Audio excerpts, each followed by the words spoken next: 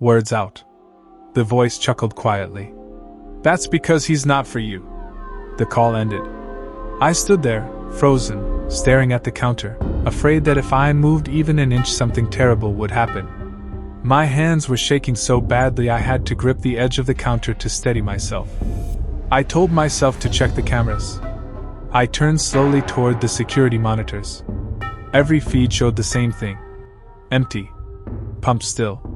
Parking lot still. Store interior still. Except one screen. The camera pointing at the back of the store. On that screen, something was wrong. There was a shape behind me. Tall. Thin. Too dark to make out details.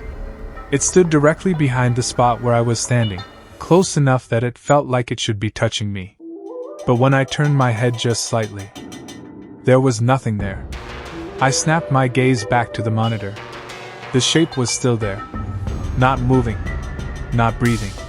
Just standing. Watching. My phone buzzed in my pocket. A text from my manager, sent earlier that night. If you see something weird, don't panic. Cameras glitch sometimes. I wanted to believe that. I stayed perfectly still. Minutes passed. Then an hour. The phone rang again at 3:02 a.m. I didn't answer. The ringing stopped.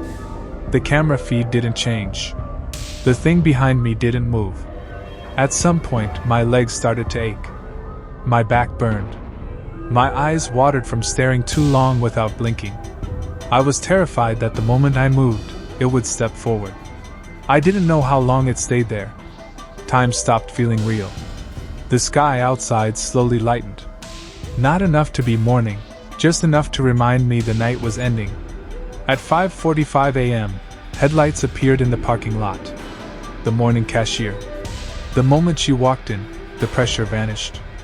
I collapsed against the counter, gasping like I'd been underwater. She rushed over. What's wrong with you? I couldn't speak. I just pointed at the monitors. They were normal, empty.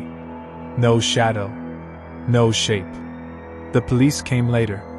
They reviewed the footage. One officer frowned at the screen. This is strange, he said. What? I asked. He pointed to the timestamp. For 3 hours, you never moved. They let me go home after that. I quit the next day. The manager called me a week later. He sounded shaken. We reviewed the full footage again, he said. There was something behind you all night.